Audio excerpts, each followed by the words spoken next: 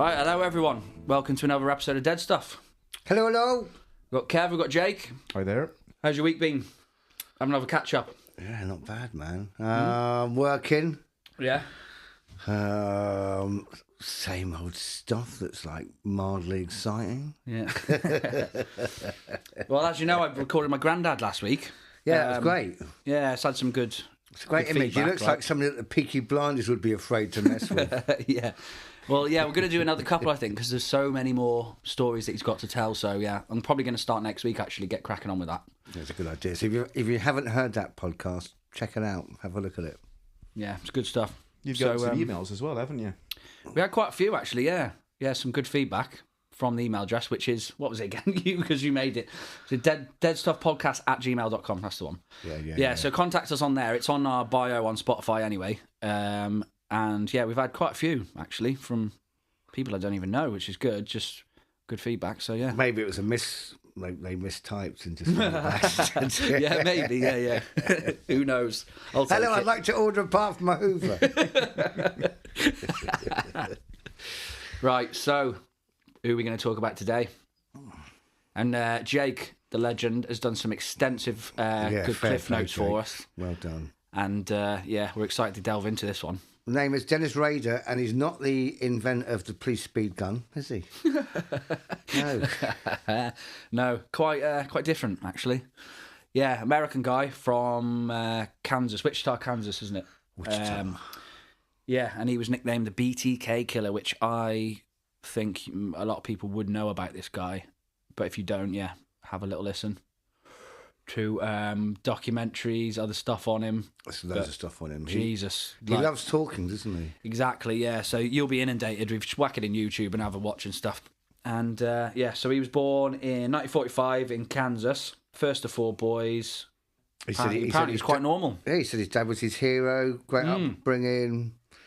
Nothing really weird from his parents or like kind of behaviour at first. Because this is what we were thinking, because I've researched and like just out of interest for years, every now and then I'll like watch documentaries on him, and there's nothing ever on his childhood. You know, you always get Bundy and Dahmer and stuff, and you've all got extensive stuff about his childhood, but and like that phrase we've heard a lot is the cold mum. And this doesn't come into it.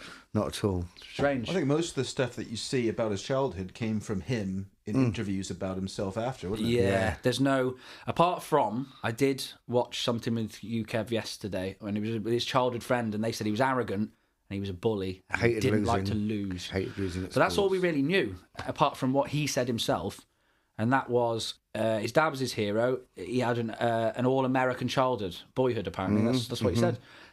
His grandparents had farms, both sets of grandparents. That's it. So he had a bit of money. So they had some money. They had, they weren't poor. They had decent little holidays away with the grandparents. So he had quite a decent education. Joined the Air Force. Yeah, and he wasn't a stupid guy. Like, he was a smart guy. He had some siblings, and that's all we know about him. Boy Scouts. And then Boy Scouts, exactly. Boy Scouts hiking. But he did go on to disclose in interviews once he was incarcerated about his. Again, this has happened a few times where they like to kill animals. Yeah, oh yeah. This is the thing. He was this sort of guy where nothing actually triggered this, which is why it's baffling to me. Yeah, it's weird. The killing animals thing, I guess it's about control. However, in an interview that he did speak about playing cowboys and Indians as a kid. I'm going off a little tangent here. This refers to later issues of bondage, I guess. But when he was a child, he played Indian and cowboys, and sometimes he'd get tied up because he was captured by the Indians. Oh, yeah. And he said he got off on it. But then he discovered he got more off on is tying up the other person. Yeah. And so I think that's one of the first times it crept into his, like, I don't know, his mind. It's the realisation that I like this. Oh, this isn't just a bit of fun with my friends. This is someone I can take home. Yeah. And then with the cats, he'd lure cats into a box where they had a little hole for their head to poke out of, which is where he had a noose waiting. And then he would strangle or hang the cat. And again, cats.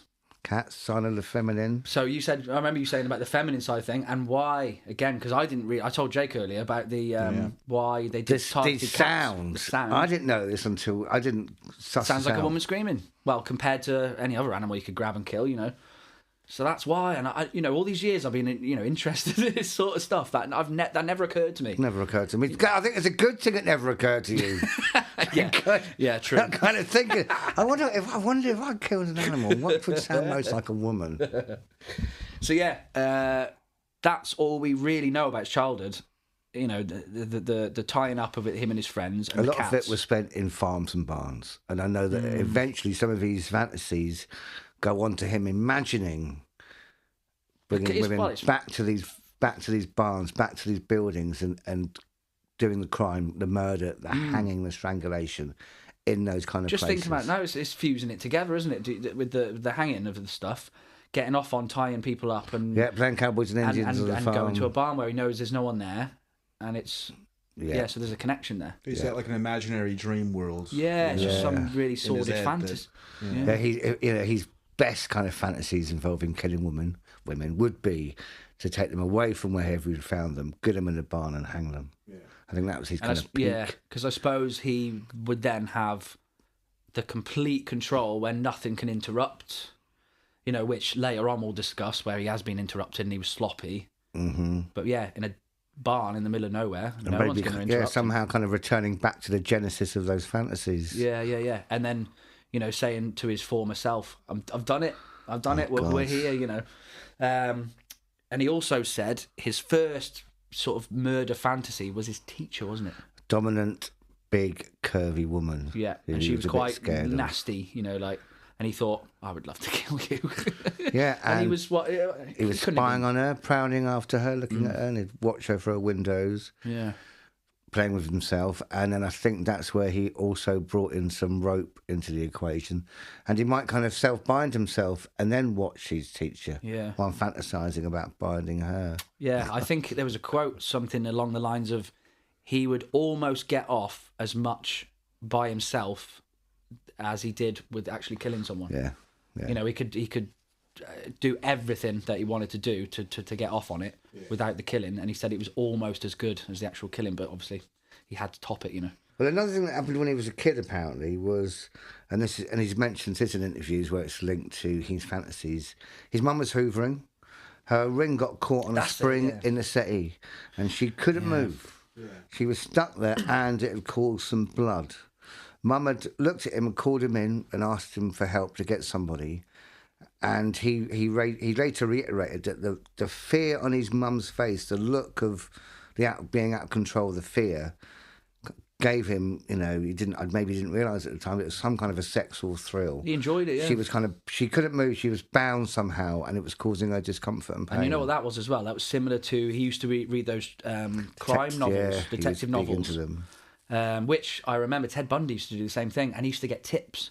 You'd see like the illustrations of women in certain positions, whenever, and that would get them off. But then they go, "Oh, that's a good idea." I want to recreate that. Yeah. So with Rader, he would have these novels, and then he's seen it in the flesh. Then, even though it's his mum, he's gone, "She looks really scared," and I like that. And from prior experiences with the Cowboys and Indians and the teacher, it's all coming together bit by bit, isn't it? Yeah. This kind of dark fantasy world I can see kind of forming in his mind. So we've gone from... So this is his childhood, which, again, we don't know that much about. This is all we can really get. Joins the Air Force at 21. Yeah. He's there till 7... he drops out of high school, doesn't he? And then joins the Air Force. I think he graduated high school. Oh, did he? Did he return? He went to a college, and then he dropped out of the college to join the Air Force. Yeah. Right. And then, so was it 66 to 70? He was in the Air Force. Stationed in Japan for 6 months. Stationed in near Tokyo as well, and also Korea, Greece, and Turkey, which I was talking to Jake earlier about. He must have done something bad there. Yeah. Because he was like 20, 21, 22.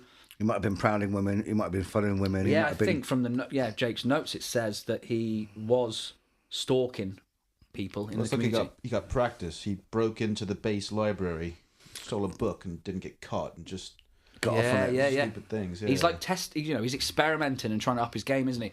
So maybe he didn't do anything that bad there, apart from just watching from the sidelines, figuring out how to do it when he gets back. And seeing prostitutes. Yeah. He was seeing prostitutes at this time. And so I think that's what he's done. And he gets back, and this is a year after, and he gets married. That's it, to Paula, who he meets through the church. That's, of course, he's a great Christian man. Yeah, God bless. Yeah, so he's met, was it Paula Dietz, yeah. Yeah, and then he gets a job at Cessna. Now, I remember growing up, 80s, 90s, I'm 52, and Cessna, that was a thing. I mean, if you were a millionaire, you got a Cessna. It was was like a Cessna jet. It was a plane? Yeah, it's a plane. It's like a private jet you could buy. I guess like 80, I don't know, but it probably still exists now. Yeah. But it's when it came into my mind, it's like a late teen, early 20s. Oh, there's millionaires and they have private jets and they're called Cessnas. Yeah, yeah. And it's referred to in a few books I've read, a few movies I've read. And I imagine there's still a few flying around and he may have installed the seats or the toilet. Oh, my God, imagine that. Like the model number. You could track it down, couldn't you, really? Oh, yeah. Yeah, he got B.T.K. He did that. He did a fine job on your plane, didn't he? Oh, dear. So, yeah, he's at Cessna and then he's got married. And I remember the psychologist, Catherine Ramsland, the professor of forensic psychology, and she said, this is an interesting one, just the fact he got married. Like, can he love? Because he's got no emotion towards human beings. Kind of seems to have very little empathy. So, narcissistic personality disorder. I mean, maybe he thinks what his experience is love, but... I mean, maybe he experienced love from his mum and dad. Yeah, that's true. But his dad was in the Marine Corps, so he's probably really cold. Yeah. Well, he says that, but at the same time, he says his dad was his hero. Not to say all Marines are cold, but you can imagine, like, they don't show emotion. And especially back then as well, strict and tough. regimental type father type. And also, I mean, it just reminds me of a thing called theory of mind. Now, what theory of mind is where do people have the ability to understand that other people have a mind? So it's easy for me to know that I think, right? But I might not know that you think, and I might not know that you think. But I go through my entire life, nobody actually realises, because the way I deal with a phenomena, let's say, like that's a table, this is a mic, you're a person. But there's no real, but you're like the table and the mic stand. I don't actually understand that you think, because I have that lack of theory in mind. And so when I read about people like Dennis Rader, it's like, do they understand otherness? You know, if you cut somebody else, do you understand that they're in pain and they bleed? It's almost as if this is just completely blind to them. Yeah. Baffled. It's one of the aspects that baffles me. And you can see it on his face and the way he talks as well. Yeah, he's not a really open, lovable dude that's like the life and soul of the party. He's very stone cold and matter of fact, whatever he says. He can say the most disgusting things he's done to someone, and it's like just reading instructions from a fucking manual, you know? Yeah. And he's very, like when he did the court hearing, and he's detailing every tiny detail he did. When they said, "Oh, what did you do to so and so?" and he'll go, "I did this," and then I think I strangled him, and then yes sir, I did that, and you're like, what? And you can't when you're watching it, you're thinking, oh right, okay, and you go, whoa, what did he just say?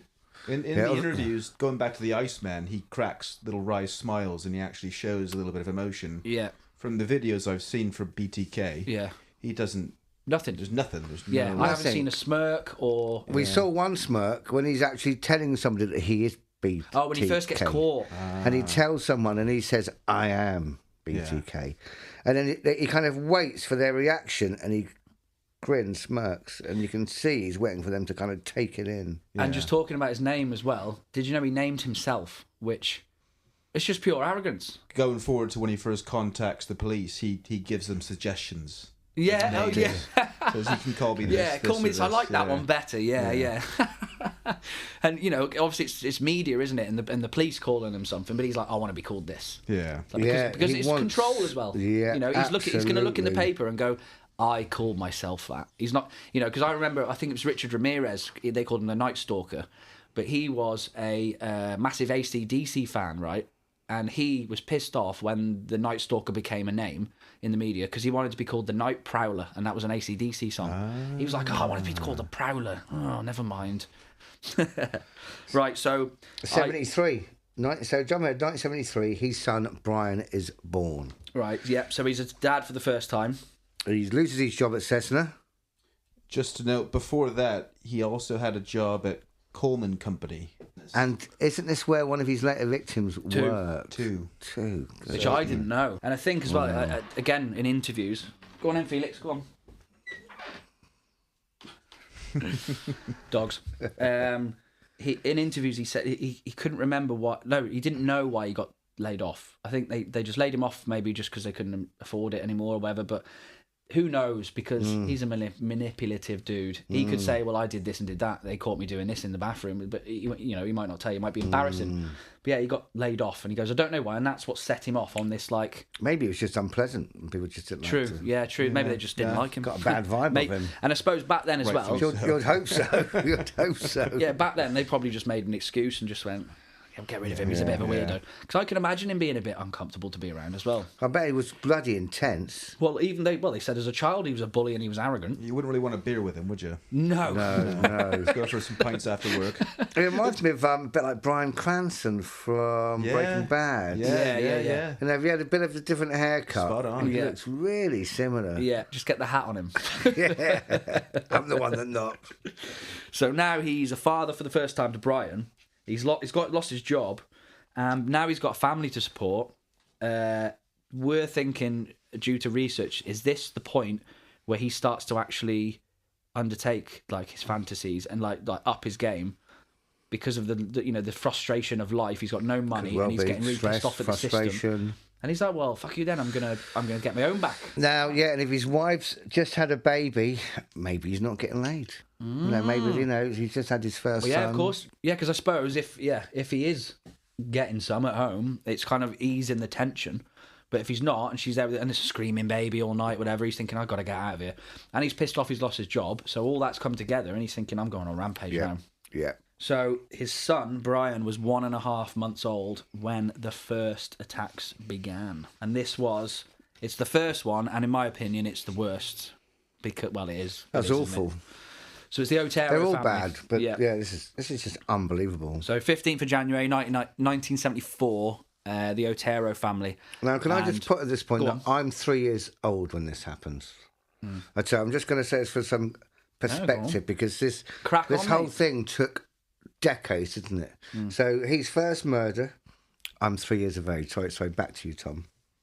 The father, Joseph, took Charlie, Danny and Carmen to school, and we saw an interview with Charlie later on because he's obviously he's older now, he's 50 something, and he had like a school test, didn't he, something, so his dad dropped him off, did the test, and they walked home. He said he aced the test, he was over the moon. Got home, and he said the first thing he noticed was the dog was in the yard, and he goes, that for a start, that wasn't normal, especially when all the family were in. And he said, so hello to the dog, went in through the back door or whatever, and he saw his mum's purse upside down on the stove. Everything was all open. He said, well, that's a bit weird, because anyone would think that was weird. And he called out to his family and his siblings. Well, they're probably playing a joke. They're probably hiding from us, And what did he find, Kev? What didn't he find? Really? He found his dead mother, dead father, dead younger brother, and dead younger sister in the house. And actually, I think they found the mum and dad. He thought his mum and dad were pretending. And found the mum and dad. The police got called. They got whisked away to the police station. And he asked after his two siblings because he didn't find them in the house because they called the police first. And they said, where's Josephine and Joseph Jr.?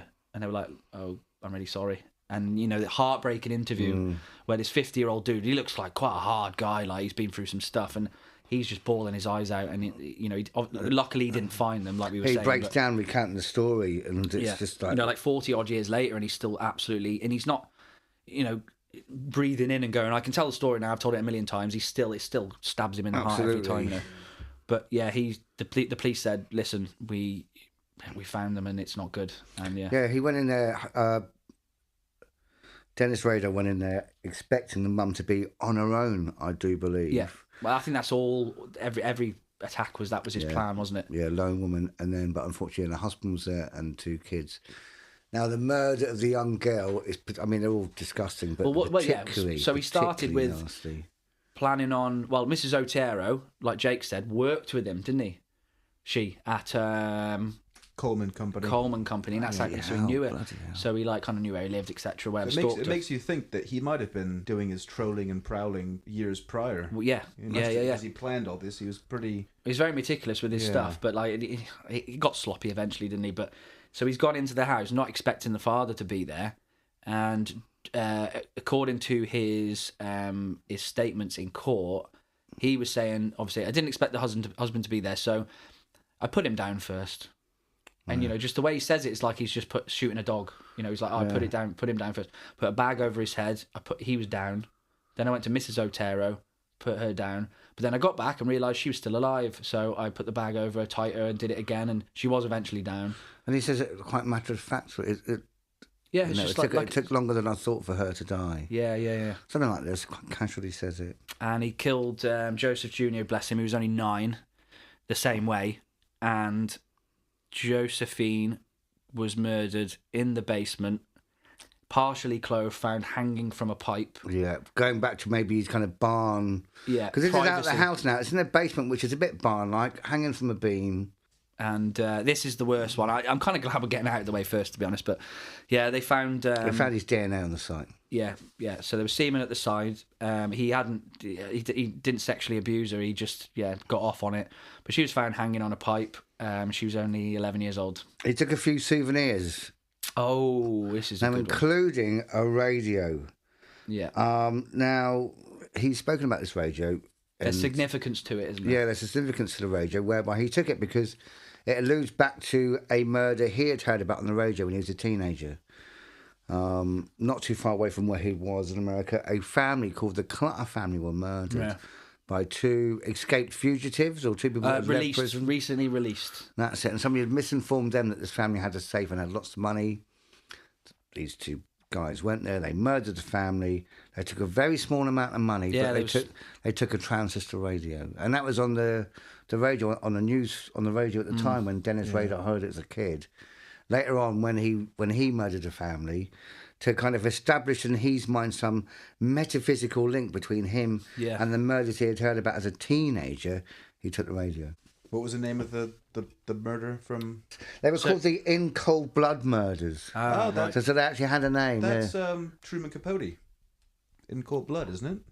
I don't know. That sounds very familiar. Yeah, I think it might be. Yeah, we'll have a look at that. I mean, it couldn't be just coincidence. Yeah, no. The Cold Blood, it was known as the Cold Blood Murders, because at the time, like In Cold Blood Murders and the rise of serial killers, American police and detectives weren't quite getting their head round. Yeah, it wasn't a thing. The whole stranger murders. I'm going to have to look up after this, and I'll add it in a soundbite. Yes, I was right. Appendix. Told you. But yeah, this was probably a good 10 years before serial killer was even a term. And yeah, with this Clutter family, I think I can't remember exactly how many were killed. 4, I think. Something like the mum, the dad, and 2 kids. Yeah. But I saw a picture, and there was like 6 in the family. I don't think they killed them all, but I think they used rope as well, which was obviously his kink. And they took this radio, and it was almost like he was like, I'm aspiring to be like that. That's what I want to be like. And he was, and that's what he did. And he did the same thing. And he said in later interviews, because they said, why did you kill the children? Because you didn't need to. And he said they were collateral damage.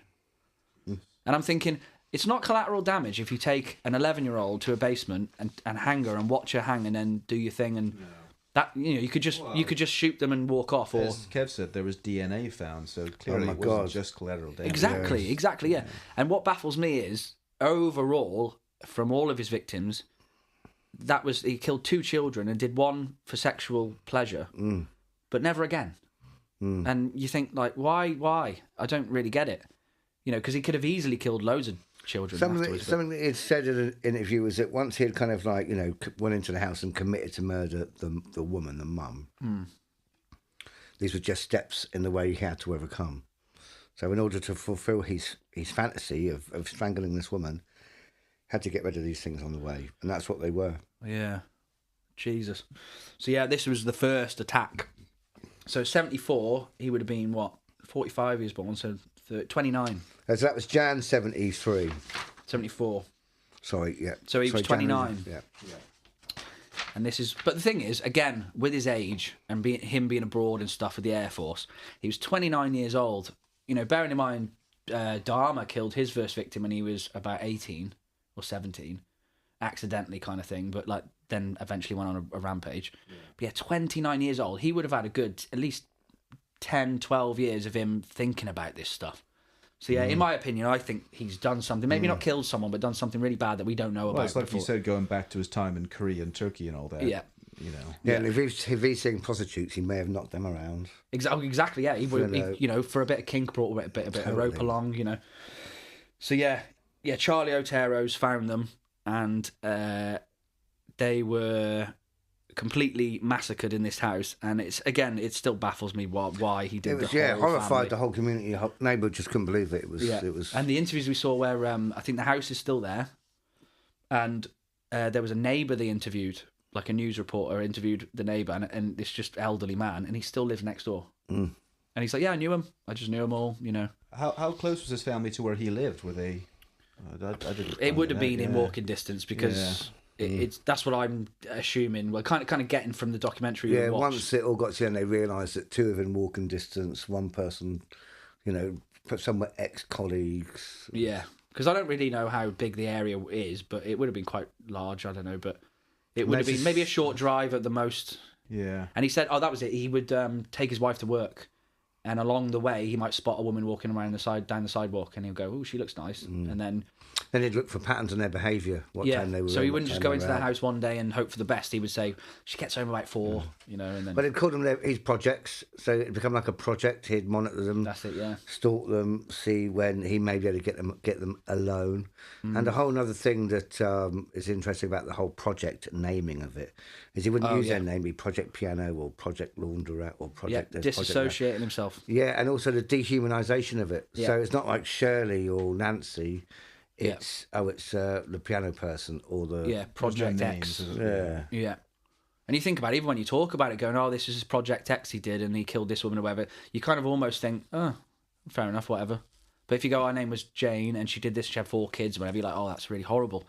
So it's just, you know, but he's doing it on more of a heavier scale, isn't he? To just suppress it all, isn't he? So yeah, we're going on with how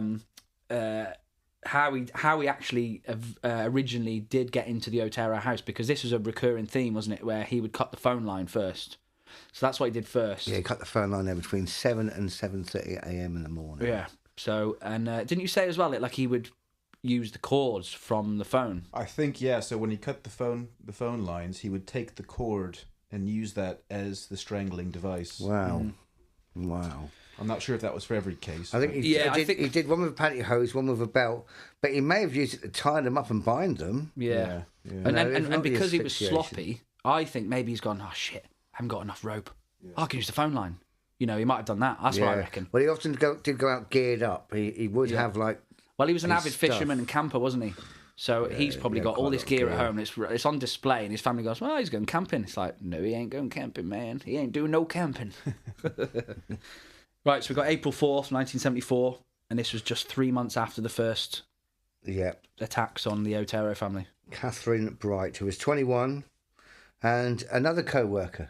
Yep. At the Coleman. That's a risk as well, because you can't go around killing people that are directly connected to you.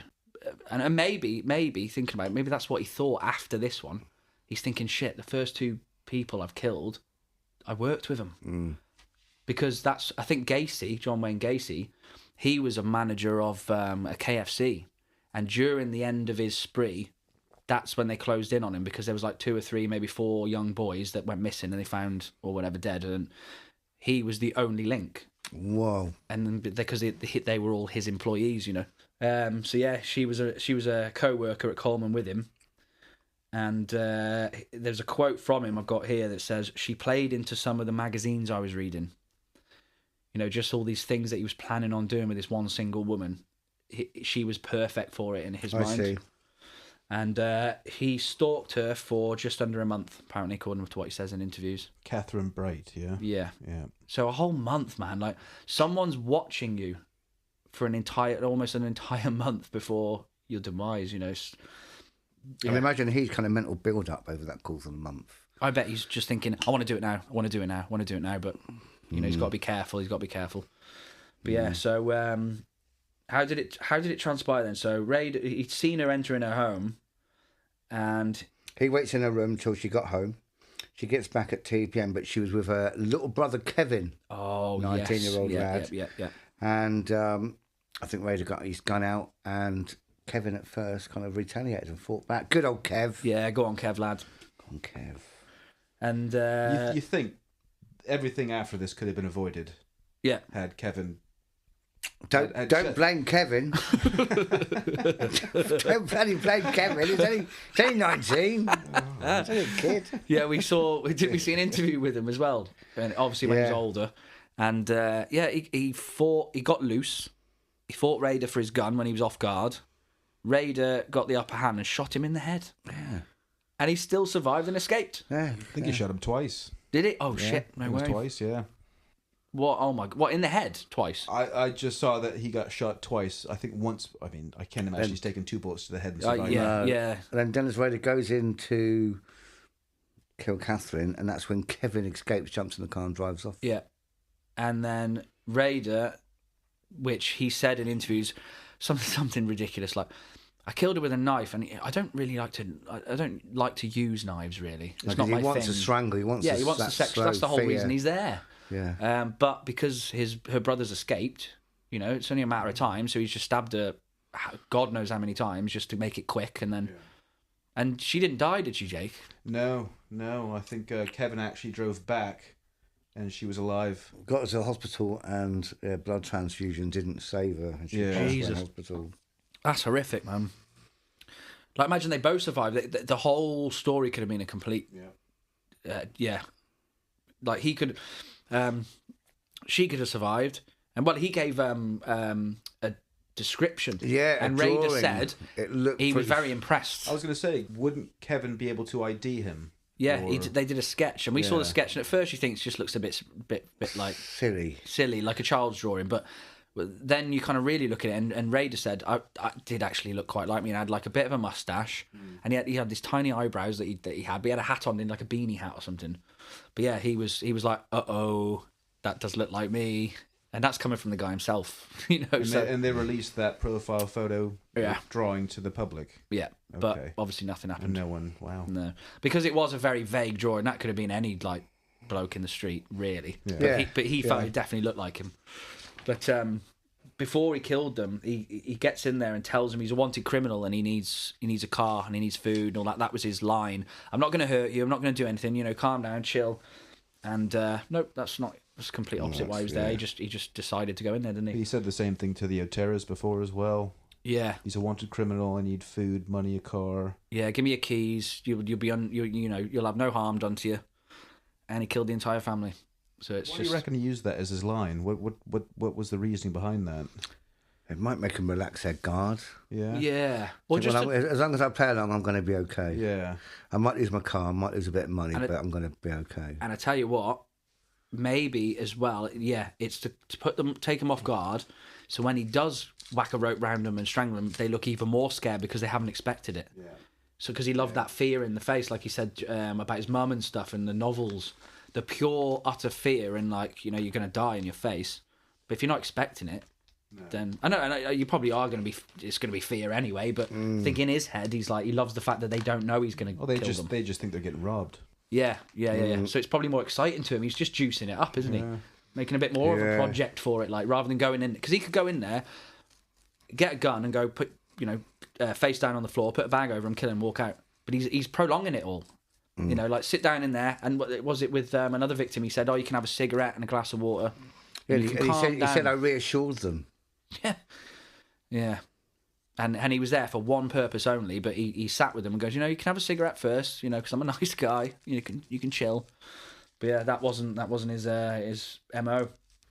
Yeah, so he didn't like using a knife, and it's just the way he said it, man, was like, I didn't like using a knife really. Like he's just going hunting or like, building a tree house or little things like that. And it's just an actual human being that he goes. It's almost like he's saying, I kind of had to do it really, like. And I had to stab her 48 times. I didn't like to do it, but whatever. Yeah. Almost justifying the fact he did it, but he was going to kill her anyway. It's not like the death of the person that's important. It's like, well, I didn't want to use that tool. Yeah, it always comes back on him, how he feels. not that person. He doesn't say, "Oh, she looked really terrified." He's there going, "I like that. I didn't like doing that. I didn't. Oh, that went wrong because I didn't do this. I didn't do." Theory of mind again. Constantly thinking about himself. Yeah. So later on, he's starts to get cocky, and he introduces himself to the police because now he wants the notoriety, doesn't he? He wants someone to go, give him the name in the paper, and he gets. He calls the police multiple times, doesn't he, and says, like, I did this, I did that. The people... And wasn't it 2 guys got arrested for the Otero murders? That's it. And he rang the police and basically said, like... Or did he write a letter or something like that? Like, the two dudes... The police got a call from a different man. Yeah, that's the one. Admitting that him and his 2 friends killed that family. The police bring them in. Dennis Rader phones the police and says, you got the wrong people. And you know what that is as well? He's jealous of the attention. Yeah. And he loves the fact that he's got the complete control as well. So he's writing in going, they haven't caught me. I've got all the attention, and he's in complete control. And he also, he tells the police to look for a book in a library. And inside that book is, the letter that says, those 3 dudes you have in custody are just talking to get publicity. The code words for me will be bind them, torture them and kill them. And then he signs it B.T.K. So they know from that time onwards, any other murder, they know it's definitely not, say, the suspect they got in custody, it's this other guy, because it's just the 2 connections they've got. Well, it's like, and they ring up and say, oh, there was a bra hanging off this door, or they've got, like, the plates weren't washed. All in tiny details that only the murderer, the murderer and the police would know. Yeah, so he's getting cocky. I think right around this time also, he starts working for the security service company, ADT.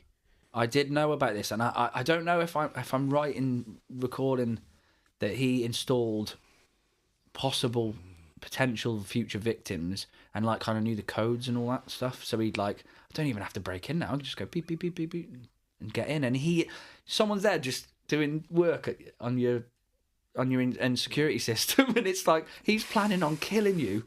It's not like a police check would have shown anything at this point, though, is it? Yeah, exactly. It's Jesus Christ. But yeah, so 1975. This is he's still got his family going. He joins the Christ Lutheran Church, the local church, because, like you said, he's a God-fearing Christian. Yeah, hardcore Christian. But obviously, that same as Bundy, I think he's either trying to justify it by being really, because he mentions Christ in all of his interviews in court, and he starts crying, doesn't he? And he's like, "Oh, I've got to answer to the man and all this now." So maybe he was religious to try, and I think he was just trying to justify it, like he can repent his sins type thing, or it's just a cover as well. Maybe you're trying to blend in with a community. Yeah, same as Bundy. Be that community man. Well, like going towards Bundy. He was on this committee type thing when he was doing law at uni, and he was on this like committee thing that were trying to establish a way to prevent rape towards women. And he was like in the campus handing out flyers, going, "Join this club, and we'll hang out, and we'll talk about how you can get home safely and all that." And he was on the prowl the whole fucking time, like. Wow. So yeah, I think that's him. He's going, I do consider myself a Christian, but also this is a good cover as well. And he was like on the committee, wasn't he, or something like higher up? He wasn't just a guy that went on a Sunday. Yeah, became president of the church council. Yeah. Later in 2004. He can't be a serial killer, surely. Yeah. He was a prominent member of the community, wasn't he? Yeah. Scouts. Yeah. Boy Scout leader. Yeah. All the typical covers. So now we got to March 17, 1977. So this is a few years after his previous murder, isn't it? Yeah, and like we were saying before, we think he's calmed down a bit because he knows that he's probably fucked up a little bit with the 2 connections from his workplace, and he's like started a family. He's got the kids still, and I think he said that in an interview as well. It was just hard to get away because she was a stay-at-home mum. He had to go to work, then he had to come home and help, and he would go away on weekends for work and fulfill his fantasies alone in his room, wouldn't he? Like and he'd have these little motel parties where he'd go to a motel by himself, souvenirs from previous killings, he'd get a bag over his head and what did you call it? Well, You had a funny Strangle Wank. Strangle Wank. We said it's a good band name. Well, there is the current prime suspect case as well. Yeah. I don't know if you want to jump into that. We should now do that. or... We should do that later, I think. But it is linked to the security firm, isn't it? Yeah, maybe Yes. save it for later on. Yeah, they do cross over, definitely. This is worth waiting for as well, because I didn't know about this until about an hour ago. So, and it still blows my mind. But it's definitely something worth talking about, because it makes sense, doesn't it? Yeah, it does. So now we've got the next victim. This is March 17th, 1977. 3 years after the second attack, and this is Shirley Vian Relford. Oh, this is awful. So he's meant to meet a woman named Cheryl, whom he'd met at the bar, but she wasn't at home. And as he's walking down the road, he sees this young kid on a bike who's about 5. He takes a picture out of his own wallet and shows it to the kid. I think it's a picture of his wife and his child. And he's pretending that he's looking for a missing person. He's looking for these 2 people. The kid says, "No, I haven't seen them, sir." And then Dennis Rader says, "Is your mum at home?" And then he goes to the house. And you know, the interview with the son later on, he said, "Oh, I was about 5, maybe 6," and he goes, "I remember it." Yeah, his name's Steve Relford, and we watched the interview, and this guy looks like he's had a bloody harsh life. Yeah, he looks like he's been doing $10 million worth of heroin a day. Like, he doesn't look well. Yeah, he's probably been through the American care system. And... Yeah, it's like 6 years old. And he remembers, he goes, "A man came up to me in the street, and like Kev said, asked if you've seen these people. No, I haven't. And like we were saying, maybe later on, due to all of his like problems later on, he's probably feeling guilty. Like, what if I wasn't out in the street that day? Yeah, what if I didn't speak to that man? 5 years old, like... Exactly. It's awful. So that's like, childhood trauma of the most adverse type, isn't it? And he remembers as well, he recounted it quite perfectly. And he said that he came to the door as a police officer, didn't he? Yeah, so he's a detective. So he wormed his way in, instantly turned the TV off, closed the blinds, and then got a gun out. Yeah, got the boys in the bathroom, because he had 2 siblings at home, so he got the 3 kids in the bathroom. With a blanket and some toys. Proceeded to murder mum. Shirley, yeah. Strangle mum, but according to the young lad, Steve, he could see the whole thing through a gap in the bathroom door. Yeah, which... And so the kids were screaming in the bathroom, he's murdering the mum. Yeah, he said he saw her put a bag over her head or a belt round it, like a rope round her neck, strangle her to death. And he just watched it all, right, and he couldn't do anything about it because he was only a tiny kid and he couldn't get out of this room, but he just managed to get a little crack in the door. And but prior to that, which is very strange to me, again, I think he's prolonging the whole thing, where he's got her at gunpoint and he says, take a seat, have a cigarette, have a glass of water. Yeah, he says he reassures her. Yeah, and... he did leave DNA at that site as well. And he would say that he got off on everything but, really. He'd strangle them and stand there and do whatever, and, and that was his satisfaction. But, yeah, he never raped them, which, again, he's a bit of an anomaly to me, because all the typical... This is where it comes into the whole profiling aspect, where you've got all these profiles, and they all... make sense and they all work, but this guy doesn't. Because why is he not doing this, and why is he doing, like when he killed the Otero daughter, why? It's the only little girl he's ever killed, and he never did it again. Does he mention in the interviews after where he gets the sense of rush or the passion from for doing the things he did? Well, he mentions the asphyxiation. He also mentions seeing photographs by a earlier murderer. There's this guy that put an advert in the paper saying that he'll take photographs of women and help them get into modelling. And, they'd arrive at his studio, he'd take pictures of them, then he'd tie them up and he'd take pictures of them. Yeah. But he liked to take pictures of them tied up when they realised that he wasn't going to untie them, he was going to kill them. And these pictures, I don't know how, but Dennis Rader was able to, somehow he must have found a book and he found those pictures and they got him off. Yeah.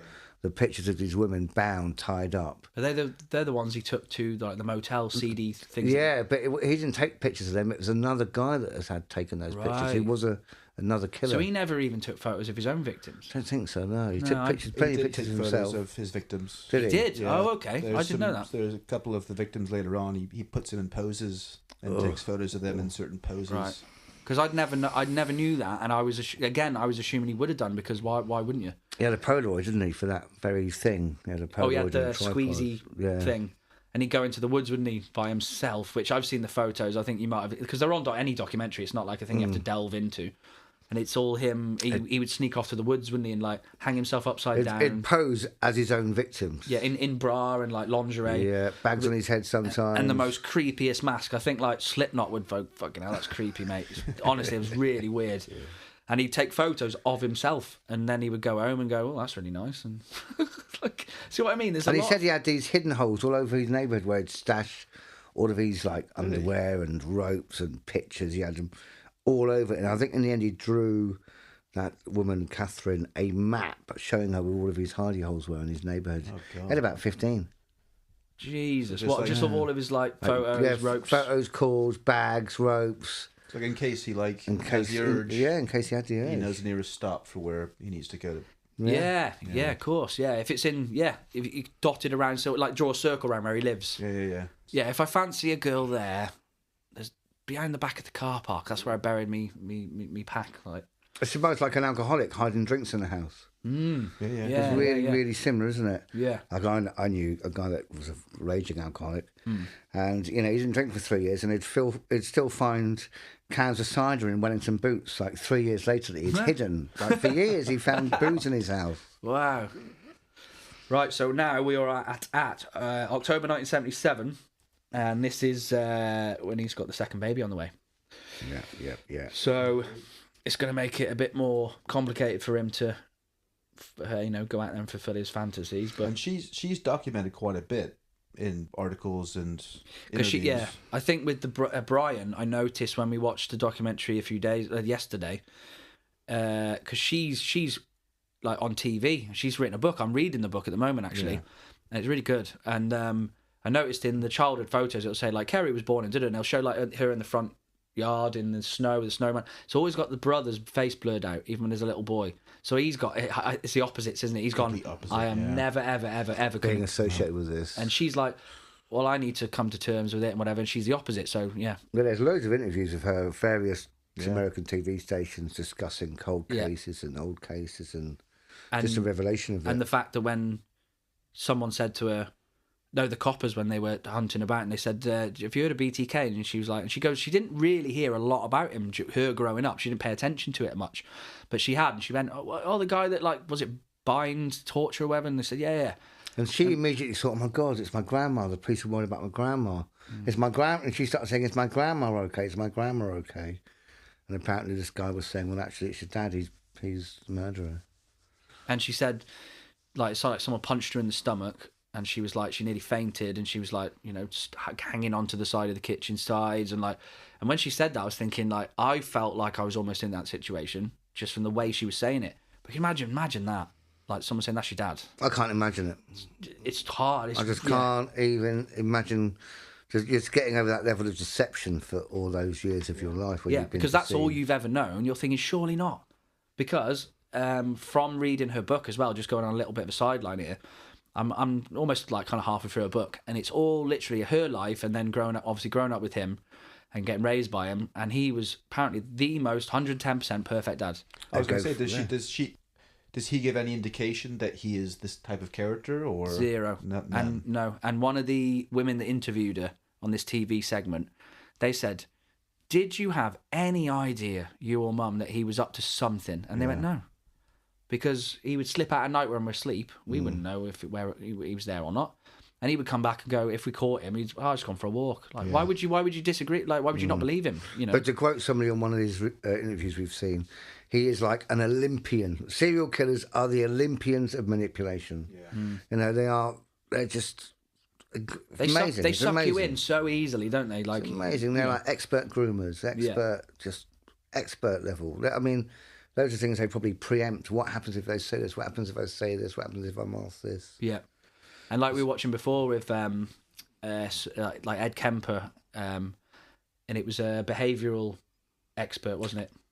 And he was looking, he was going, and he was pausing it every like 3 seconds, and it was stuff you'd never notice.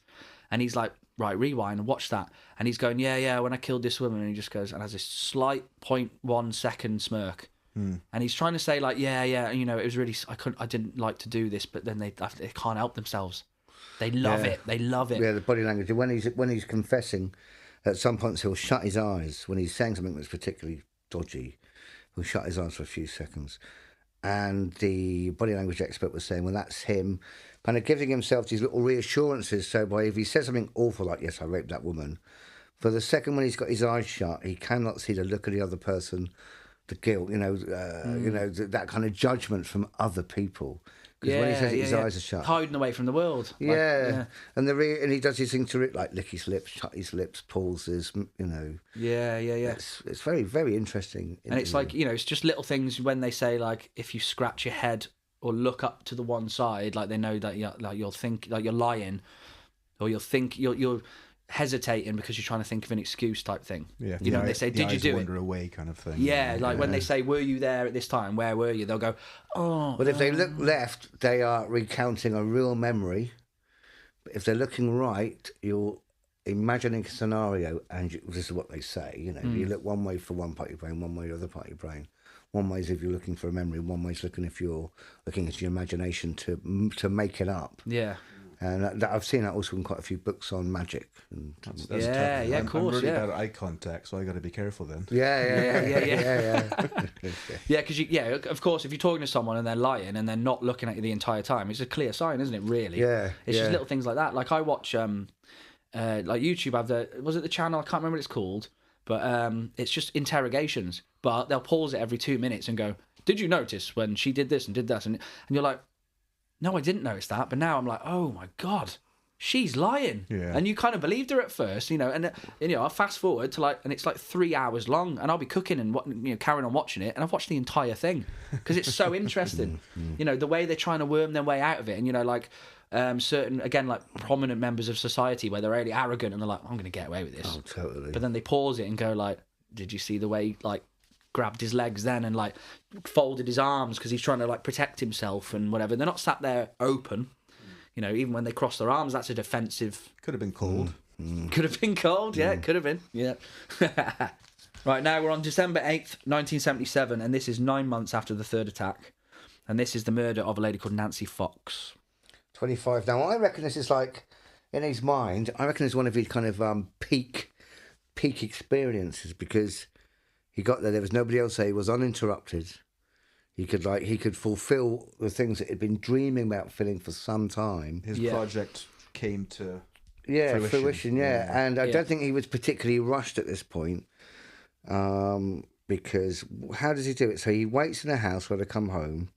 She arrives, he holds her at gunpoint, telling her that he's got a sexual issue, and that in order to get rid of the issue, he had to turn up and rape her. So this is what he's saying. So that's that's fucking awful. Imagine the fear on the look on this girl's face. And he's got all the time to order her into the bedroom to disrobe. He ties her up. And then while he's strangling her, he then tells her who he is. And this is where I think, this is what he's always wanted to do. That's the ultimate fear. The ultimate fear. I am B.T.K. and you are going to die. And there's no way you're getting out of this. And I think this for him is one of his peak murders. He might as well have just whispered, I am the devil. I am death. And then just to see her face, that is his ultimate satisfaction, sexual satisfaction. Now, so again, DNA was found in the body. But another reason why, I'm saying that this is kind of so peak is he was so kind of pleased with himself. The next day he phoned the police. Oh, he rung it up himself, and they recorded this. You can hear it. And he said, you'll find a homicide. He gave the address. He gave the name. I think he repeated himself because they wanted it again. And it was quite shit quality. And they couldn't quite hear him, so he was repeating himself. Yeah, and he left in that classic kind of thing. He left the phone dangling from the phone box. Another, I was here. I was here. Yeah. And did you know as well, just quickly, how he picked her? He saw her at the mall, and he actually interacted with her prior to doing it. He bumped into her. Oh, sorry. And I think it was something like a bookshop, and said, "Oh, you should read that book. It's really good." She was peering in the window, something like that. Anyway, and he spoke to her, and But after the phone call, he says in interviews that he really regretted doing that because he goes, "Oh shit! Now they got my voice." And what did you say about his daughter? His daughter heard that telephone, when he called it into the police. His daughter heard that many years later, and I think in 2005 she heard that. And she said that if she would have heard that on the day, she would have known instantly it was her dad. She said he was so recognisable that the second she heard it, she knew. God. But she didn't hear it till 2005. Yeah. Wow. Right. And at this point, okay, right, the police have still not told anybody in Wichita. Yeah, because I don't think there's a serial killer. They haven't released it. Because I don't think they know there was a connection at this point. I think they did, but they didn't admit it on air. They weren't putting it out on the paper. They didn't want to panic. And you know, when we were watching this documentary yesterday, Jake, they had footage of, the police do a statement on TV. And obviously this was 70s, and you were saying that like they weren't media trained at the time. There was no media training. So they just say like what you want to hear. Like if you ask them a question, they'll just answer it. They won't go around it to protect the public or whatever. And there's no spin. No. Yeah, and this guy is like, the detective is like, we've got no leads. We have no leads. We have no leads. And it's like, you can't say that because now he's going to go, oh, awesome. Yeah. Like if it's nowadays, they'd be going, well, actually, we're looking into a number of possible. We've got 3 suspects. Yeah. But back then, he was just not. He was shaking his head, going, "No, we've got nothing." Yeah. I'm telling. 0. And Dennis Rader admitted, didn't he? He goes, I had, because they said, did you get close to your like the news and stuff and the TV? And he went, yeah, everything. All the time. He was always checking the news, always clipping newspaper things. He was hoping to see him in it. So as soon as he might be thinking, like, what do I have to do to get... Yeah, exactly. That is exactly what happens. Yeah. And I think, that's even a quote. He says that, how many people do I have to kill? Yeah. He writes this in a letter to the police. And what did he do next? He wrote a poem. January the 31st. So this is January 31st, 1978. A couple months after the and this is him Nancy going, Fox murder. please, just... pay attention to me. I'm right here. Yeah. Yeah. So the Eagle receives an index card letter imprinted with what they call a sarcastic poem, called Shirley Locks. Now, bear in mind, the victim of his previous murder was called Nancy Fox. So. Yeah, you mentioned this, and I was thinking, wow. Like me and Jake were thinking, we didn't get the connection. No, not Nancy at all. Fox, Shirley Locks. Yeah. Same syllables, same rhymes. Like yeah, so he's obviously being a bit cryptic, hoping the Eagle will pick up on it, and they don't pick up on it. And what do they do with it? They put it in the Valentine's listings in the paper. Well done, boys. Well done. Right, I think we're going to wind this down because I reckon, boys, this is going to be a 2-part because there's a lot more to go. There's loads more. So I think we're going to leave it on that because, again, there is a lot more looking, and it's going to be a 2-part for sure. There's going to be another one coming up. And thank you for listening. Yeah, jump on YouTube, check out some of the stuff we've been talking about. Have a look at the previous podcasts. Email address again. Yeah, we've got deadstuffpodcast@gmail.com. So if you've got any questions, if we find it relevant and interesting, we put your name on it. We'll talk about it and we'll answer your questions. But for now, we've got more episodes up. We've got an interview with my granddad, who was a prison officer. We've got the last one, which was the Iceman, who was an absolute fucking nut job, wasn't he? And we got more. We got about 5 episodes That's overall. So saying it. TikToks. TikToks. I'm trying to do TikTok. It's just So what's a TikTok? Just dead stuff _ dead stuff _ and I'll be doing true crime videos, just certain subjects, anything and everything really. So if you're on TikTok, then jump on that. We're on Instagram as well, which I try and update as much as I can. But yeah, we've got a lot of projects coming up, a lot of different things that we're going to do as well, not just certain killers, are we? Like, there's a lot of good plans that we've got. Exciting stuff. Yeah, man. So yeah, thank you for listening, and we will see you for part 2. Say goodbye, Kev. Bye, Kev.